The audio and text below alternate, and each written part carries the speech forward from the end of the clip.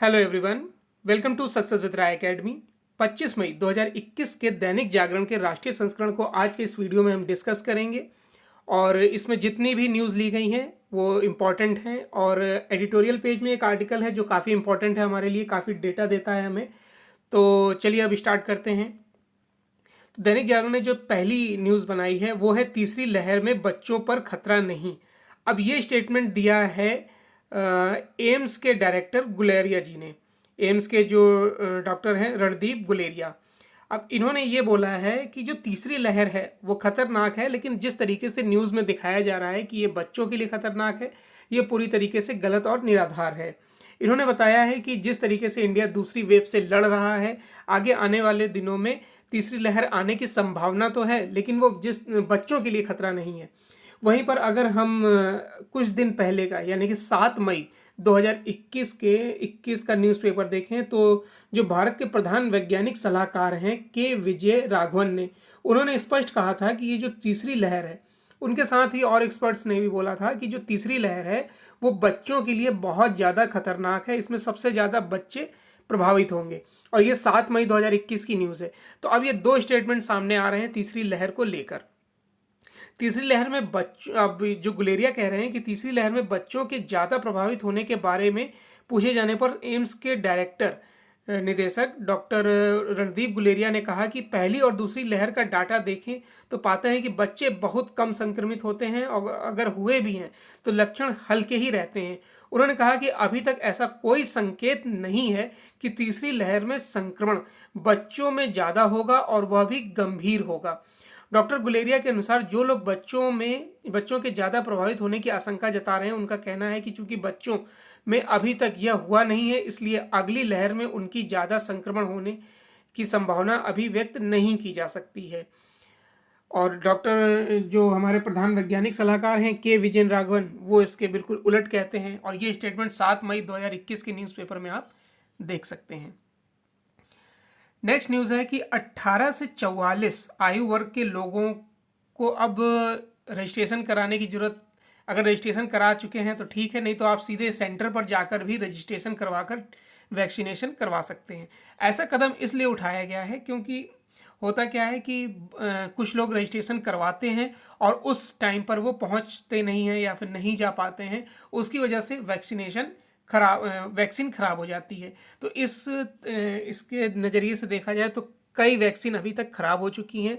और अब फिर केंद्र सरकार द्वारा ये निर्णय लिया गया है कि अगर आपने रजिस्ट्रेशन नहीं भी कराया है तो आप उस समय मौके पर जाकर तुरंत रजिस्ट्रेशन कराकर वैक्सीनेशन करा सकते हैं।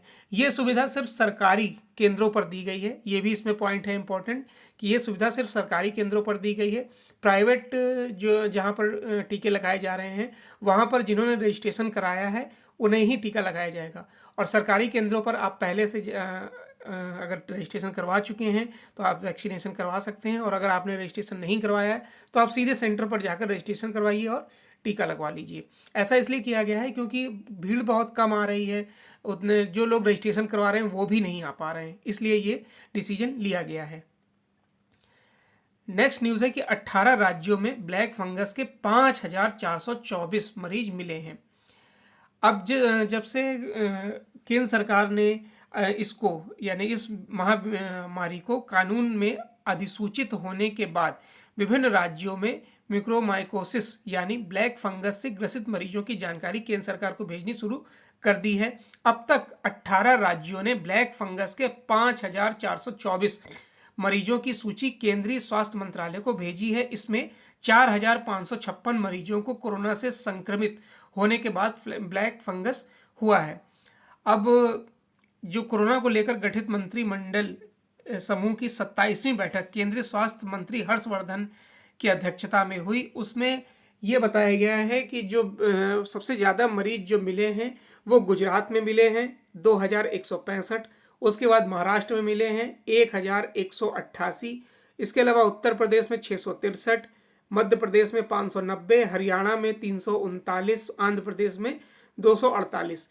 लेकिन इसमें हर्षवर्धन ने ये बोला है कि सबसे ज़्यादा ये जो बीमारी हो रही है ब्लैक फंगस, ये मधुमेह रोगियों में हो रही है, यानी जिन्हें डायबिटीज़ है उनमें ज़्यादा ये रोग हो रहा है। लेकिन उन्होंने ये नहीं बोला, ये नहीं बताया पत्रकारों के पूछने पर भी कि जिनको डायबिटीज़ नहीं है उन्हें ये रोग क्यों हो रहा है। ये भी यहाँ पर लिखा गया है न्यूज़ में कि इससे संक्रमित होने वालों में 55% डायबिटीज के मरीज हैं। वैसे हर्षवर्धन ने यह नहीं बताया कि जिन लोगों को डायबिटीज नहीं है वे फंगल संक्रमण के शिकार कैसे हो गए। नेक्स्ट न्यूज़ है, देखिए फर्स्ट पेज में ही एक न्यूज़ और दी हुई है कि पूर्व सेना प्रमुख जजों समेत 146 लोगों ने राष्ट्रपति को पत्र लिखा है। अब ये किस टॉपिक पर लिखा गया है? ये लिखा गया है बंगाल की हिंसा पर। जो बंगाल विधानसभा चुनाव के बाद हिंसा जारी है, कुछ विशेष पार्टी के लोगों को टारगेट किया जा रहा है, उनको उन पर जानलेवा हमले किए जा रहे हैं। यह आप कह सकते हैं कि जो उनके प्रचारक होते हैं या फिर समर्थक होते हैं और कार्यकर्ता होते हैं, उन पर भी एक तरीके से आप कह सकते हैं कि हमला किया जा रहा है, उन्हें जान से मारने की कोशिश की जा रही है। कुछ लोगों को मारा भी गया है, मरने वालों की संख्या लगभग 2 दर्जन से कहीं ज़्यादा है। तो इस स्थिति को देखते हुए कई सेना प्रमुखों ने और पूर्व सेना प्रमुखों ने, जजों ने और 146 प्रतिष्ठित लोगों ने राष्ट्रपति को पत्र लिखकर इस मामले पर संज्ञान लेने को कहा है। और यह पत्र पूर्व राजनयिक भास्वती मुखर्जी, महाराष्ट्र के पूर्व पुलिस महानिदेशक प्रवीण दीक्षित, जिसमें सभी 146 लोगों के नाम शामिल हैं। इसमें पूर्व सेना प्रमुख जनरल जे सिंह के साथ ही दिल्ली हाईकोर्ट के पूर्व न्यायाधीश BC पटेल, मुंबई हाईकोर्ट के पूर्व न्यायाधीश क्षितिज वत्स और पूर्व जज अंबा दास जोशी के अलावा पटना, राजस्थान, केरल, तेलंगाना, झारखंड, इलाहाबाद व नैनीताल हाई कोर्ट के कई पूर्व जज भी इसमें शामिल हैं, जिन्होंने इस पर आर्टिकल लिखा है। अभी तक राज्य के 23 जिलों में हिंसा की 55,000 से ज़्यादा वारदात हो चुकी है। 16 जिलों में स्थिति ज़्यादा गंभीर है। अराजक तत्वों के हमले के कारण 5,000 से अधिक लोग असम, झारखंड व उड़ीसा में पलायन को मजबूर हुए हैं। बड़ी संख्या में हत्याएं, दुष्कर्म, संपत्ति क्षति पहुंचाने की जैसी वारदात हो रही है। चिंता की बात है कि राज्य की मशीनरी का काम लोगों के जीवन की रक्षा करने का होता है, पर यह उसमें नाकाम दिख रही है। अब एक न्यूज़ है कि CBI के प्रमुख के लिए 3 नामों पर पैनल तैयार दिख रहा है। यानी कि 3 नाम ऐसे हैं जिन पर सहमति बन रही है। और आपको पता होगा कि CBI प्रमुख को चुना जाना है तो उसमें प्रधानमंत्री मोदी की अध्यक्षता में जो बैठक हुई है उसमें कई नामों पर विचार किया गया। लेकिन अब इसमें जो 3 नाम निकल कर आ रहे हैं उसमें उत्तर प्रदेश के पुलिस महानिदेशक HC अवस्थी, सशस्त्र सीमा बल के महानिदेशक KR चंद्रा और गृह मंत्रालय के विशेष सचिव VSK कौमुदी शामिल हैं। जल्द ही CBI के नए निदेशक की नियुक्ति की घोषणा होने की उम्मीद है। CBI प्रमुख की नियुक्ति संबंधी उच्चाधिकार प्राप्त समिति की इस बैठक में प्रधानमंत्री मोदी के अलावा सुप्रीम कोर्ट के प्रधान न्यायाधीश MV रमन्ना, लोकसभा के विपक्ष के सबसे बड़े दल के कांग्रेस के नेता अधीर रंजन चौधरी भी शामिल थे। उत्तर प्रदेश के महानिदेशक अवस्थी समेत CBI के निदेशक पद की दौड़ में 1984 से 1987 बैच के करीब 100 IPS अधिकारी शामिल हुए थे। इनमें पूर्व में CBI में तैनात विवादों में रहे गुजरात कैडर के IPS अधिकारी राकेश अस्थाना भी शामिल हैं।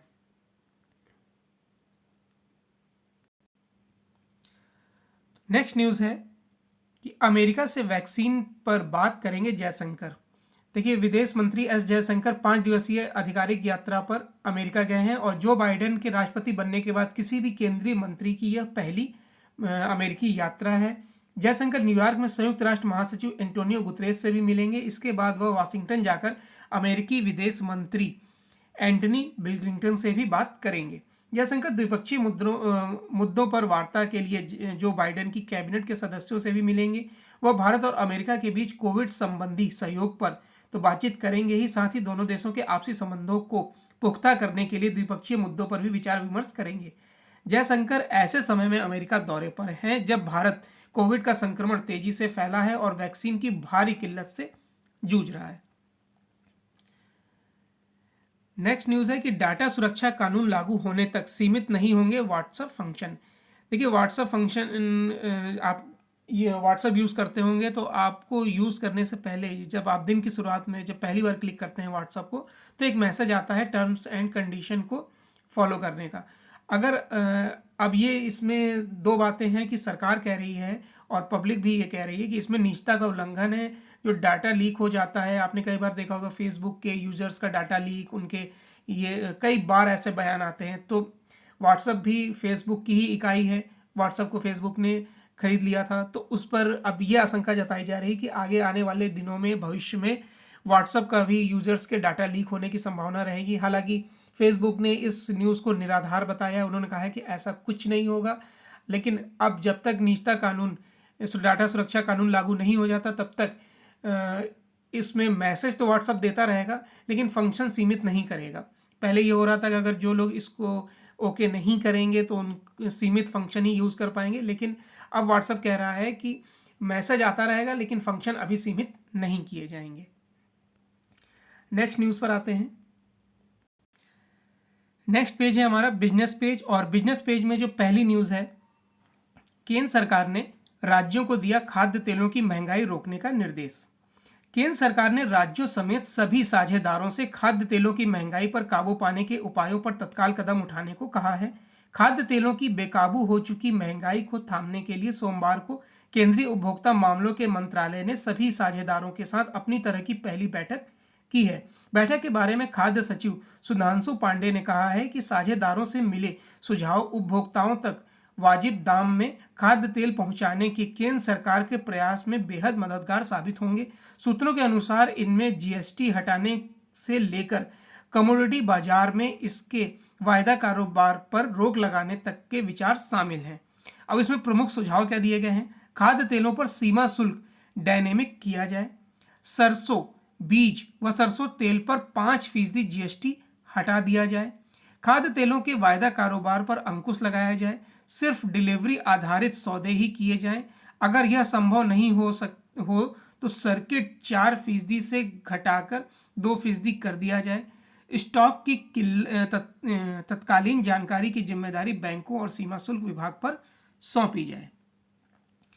नेक्स्ट न्यूज़ है कि देश में कुल एफडीआई करीब 82 अरब डॉलर के साथ सर्वकालिक उच्च स्तर पर। पिछले एक वर्ष के दौरान कोरोना संकट की सभी चुनौतियों के बावजूद देश में प्रत्यक्ष विदेशी निवेश यानी एफडीआई आवक अपने सर्वकालिक उच्च स्तर पर पहुंच गई है। वाणिज्य एवं उद्योग मंत्रालय के आंकड़ों के मुताबिक पिछले वर्ष 1 अप्रैल से इस वर्ष 31 मार्च यानी बीते वर्ष वित्त वर्ष के दौरान देश में कुल एफडीआई निवेश 81.72 अरब डॉलर करीब 5.88 लाख करोड़ रुपए पर जा पहुंचा है। उससे एक वर्ष पहले की अवधि में यह आंकड़ा 74.39 अरब डॉलर था। बीते वित्त वर्ष में इक्विटी बाजार में विदेशी निवेशकों द्वारा किया गया यह नया निवेश 19% बढ़कर 59.64 अरब डॉलर हो गया है।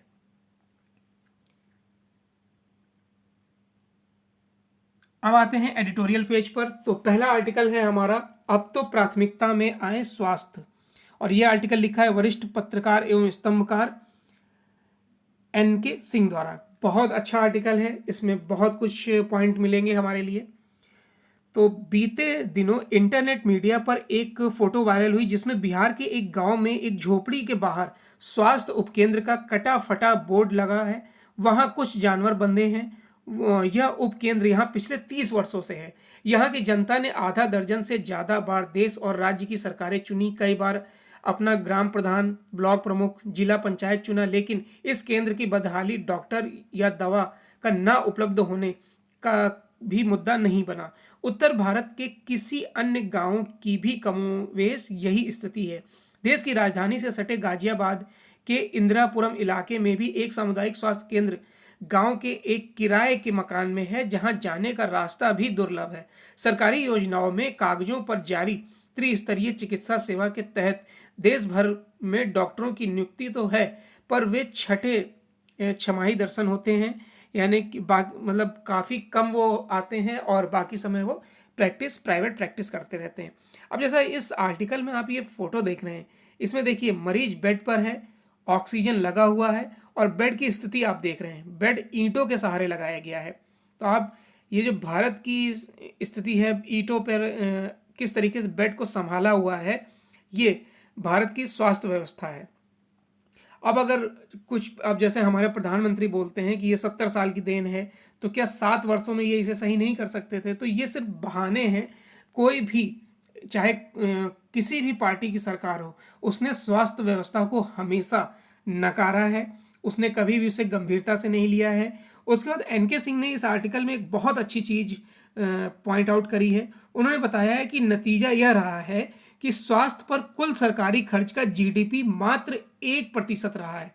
यानी भारत की जितनी जीडीपी है उसका सिर्फ 1% स्वास्थ्य पर खर्च किया जाता है, बाकी 3% हम अपनी जेब से खर्च कर गरीबी की गर्त में बार बार गिरते हैं। इस वर्ष यानी इस बार जो बजट पेश किया गया है वो जो 365 पृष्ठ के आर्थिक सर्वेक्षण है के जो भाग 2 है, यानी कि भाग 2 है जो आर्थिक सर्वेक्षण का, वो 365 पन्नों का है। उसमें उद्योगों के लिए 42 पेज हैं, कृषि के लिए 27 पेज हैं, सतत विकास एवं जलवायु के लिए 20 पेज हैं। वहीं स्वास्थ्य, सामाजिक संरचना, रोजगार और मानव विकास शीर्षक वाले अध्याय में केवल 4 पन्नों में ही इस पूरे को आर्थिक सर्वेक्षण को शामिल कर दिया गया है, और शिक्षा का मुद्दा 6 पन्नों में। आप समझ सकते हैं कि स्वास्थ्य और शिक्षा किसी भी देश की एक, आप कह सकते हैं, आधारभूत संरचना होती है, उस नींव होती है। स्वास्थ्य विभाग का मजबूत होना, एक्टिव होना और आधुनिक होना किसी भी देश के लिए जरूरी होता है, और उसको अगर आप 4 पन्नों में बता दीजिए 365 पन्नों के आर्थिक सर्वेक्षण में, तो आपको स्थिति स्पष्ट हो जाएगी। और जहां शिक्षा की बात करी जाती है तो शिक्षा में उसे 6 पन्नों पर सीमित कर दिया जाता है। स्वास्थ्य और शिक्षा को सरकार द्वारा नजरअंदाज करने का यह सिलसिला आज़ादी के बाद से ही शुरू हो गया था। इसका कारण सरकार से ज़्यादा हम स्वयं हैं।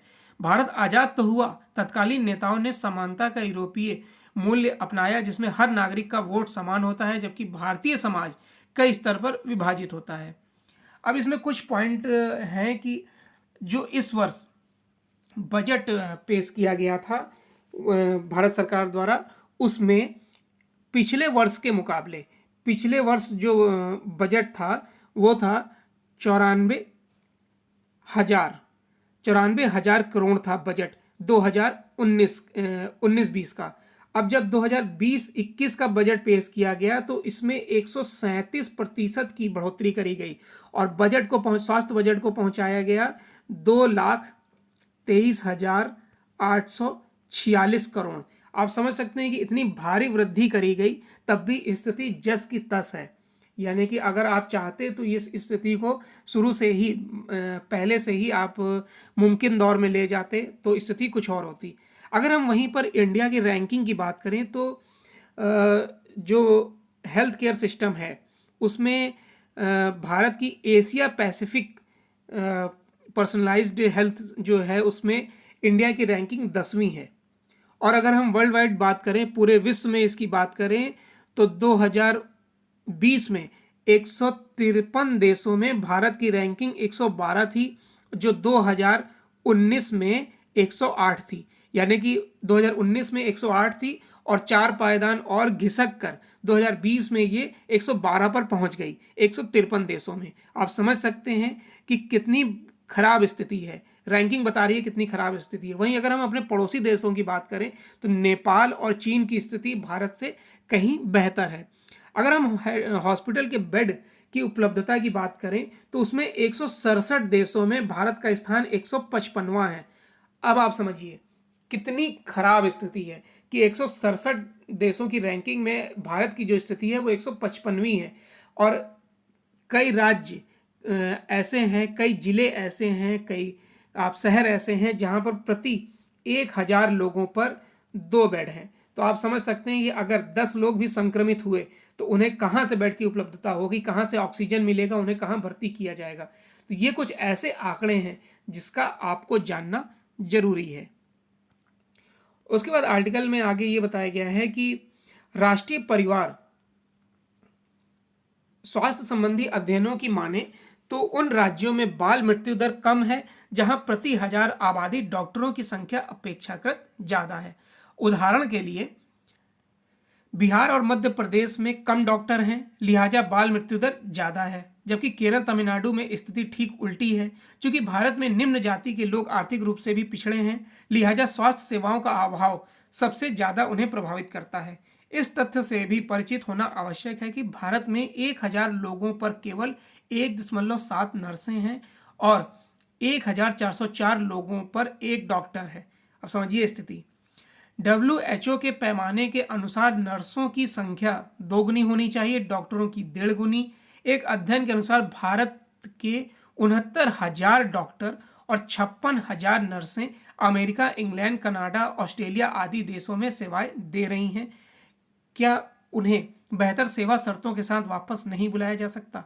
सवाल यह भी है कि तमाम स्वास्थ्य कर्मी संविदा पर क्यों नियुक्त किए जाते हैं, उन्हें परमानेंट क्यों नहीं किया जाता?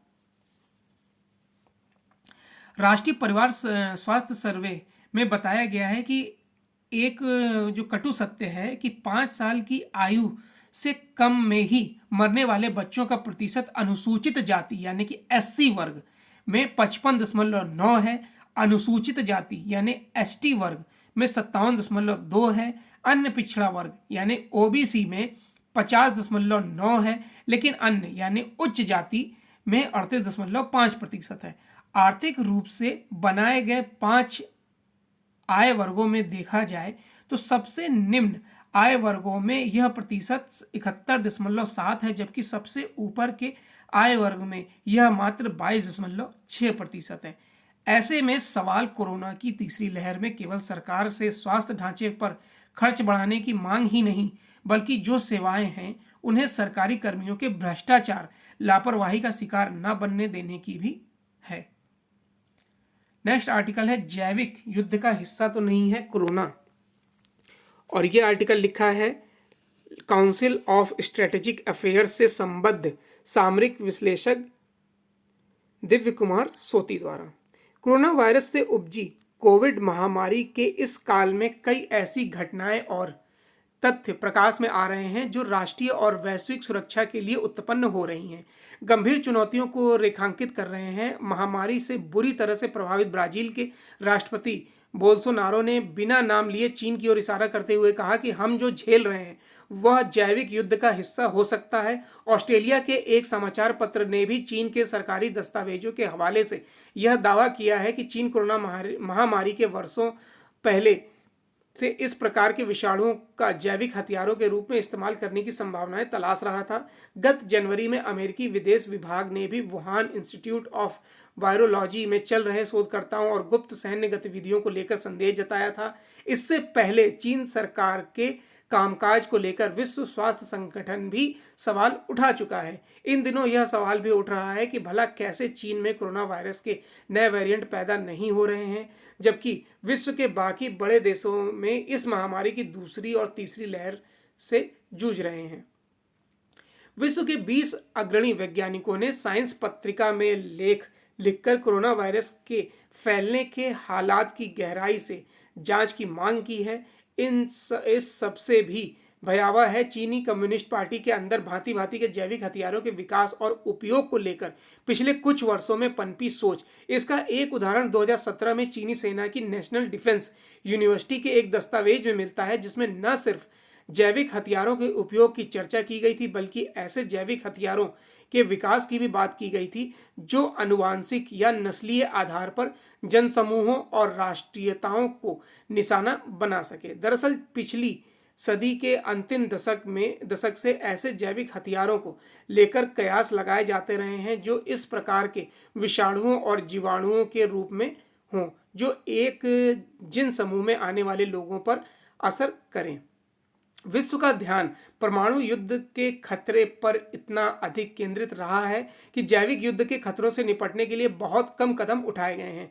भारत के ही परमाणु सिद्धांत को ले लीजिए, जो जैविक हमले की स्थिति में जवाबी परमाणु हमले की बात करता है। पर ऐसी स्थिति में क्या होगा जब यही पता न चल पाए कि जैविक हमला किया किसने और किया भी है या नहीं। जैसा कि हम वर्तमान में देख रहे हैं, क्या जैविक हमले का जवाब भारत ऐसे जैविक हमले से देने की स्थिति में है जो सिर्फ हमला करने वाले देशों को निशाना बनाए और विषाणुओं के समूचे विश्व और वापस भारत में ही फैलने का खतरा ना हो। दोहरे मोर्चे से युद्ध की स्थिति में अगर भारत पर एक ओर से सैन्य और दूसरी ओर से जैविक हमला हो तो हम क्या करेंगे? वर्तमान हालात में हमें इन मुद्दों पर विचार कर अपनी सुरक्षा के प्रबंध करने चाहिए। नेक्स्ट आर्टिकल है सचेत रहने का समय। कोरोना से संक्रमित होने वालों की संख्या में गिरावट और संक्रमण के नए मामलों की तुलना में स्वस्थ होने वालों की ज्यादा तादाद यह बताती है संक्रमण की दूसरी लहर अब उतार पर है, लेकिन इसलिए निश्चिंत हुआ जा सकता है क्योंकि हर दिन कोरोना टेस्ट बढ़ाए जा रहे हैं। इससे भी आसार नजर आ रहे हैं कि जिन राज्यों में लॉकडाउन अथवा कोरोना कर्फ्यू लागू है वहां 1 जून से रियायत देने का सिलसिला कायम हो सकता है। ऐसा होना भी चाहिए क्योंकि लोगों की जान बचाने के साथ आजीविका के संसाधनों को भी सहारा देने की जरूरत है। राज्य सरकारों को लॉकडाउन और कोरोना कर्फ्यू में ढील देने के साथ ही इसकी भी चिंता करनी चाहिए कि आर्थिक व्यापारिक गतिविधियां तेजी के साथ आगे बढ़ें, कैसे बढ़ें। इसकी चिंता करते समय इस पर भी ध्यान देना होगा कि हर तरह का कामकाज पहले जैसी गति कैसे पकड़े और इसकी भी कि लोग संक्रमण से बचे रहने के लिए आवश्यक सावधानी का परिचय देते रहें। तो ये एडिटोरियल पेज था। नेक्स्ट न्यूज है कि पाक चाहता है कि भारत से रिश्ता तोड़ ले अफगानिस्तान। अमेरिकी सैनिकों की स्वदेश वापसी के बीच अफगानिस्तान के पूर्व राष्ट्रपति हामिद करजई ने एक जर्मन प्रकाशन को दिए साक्षात्कार में कहा है कि पाकिस्तान को यह बहुत अच्छा लगेगा कि यदि उनका देश यानी अफगानिस्तान भारत के साथ सभी संबंध खत्म कर ले। इसके अलावा वह तालिबान के जरिए अफगानिस्तान में रणनीतिक प्रभाव भी बढ़ाना चाहते हैं। डे स्पीगल के साथ बात करते हुए करजई ने कहा कि पाकिस्तानी आक्रामकता इस समय जोरों पर है और संघर्ष भी जारी है। पूर्व राष्ट्रपति ने कहा कि असल में पाकिस्तान चाहता है कि अफगानिस्तान भारत से अपना संबंध खत्म कर ले। यह असंभव है। यदि हम ऐसा होने देते हैं तो हम अपनी संप्रभुता और आज़ादी खो देंगे। तो ये आज का यानी 25 मई 2021 का दैनिक जागरण का राष्ट्रीय संस्करण था। आई होप आपको वीडियो अच्छा लगा होगा। अगर आपको वीडियो अच्छा लगा हो तो लाइक और शेयर कर दीजिएगा। वीडियो देखने के लिए धन्यवाद।